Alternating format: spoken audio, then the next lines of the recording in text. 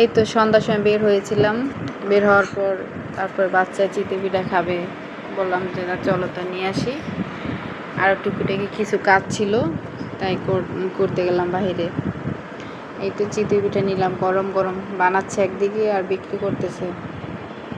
আমাদেরটা গুছিয়ে দিল, নিলাম। এরপরে কম্পিউটারের দোকানে গেলাম, ওখানে যে একটু কিছু কাজ ছিল, বাচ্চার বই ছিঁড়ে গেছে, সেই বই আবার প্রিন্ট করা লাগছে।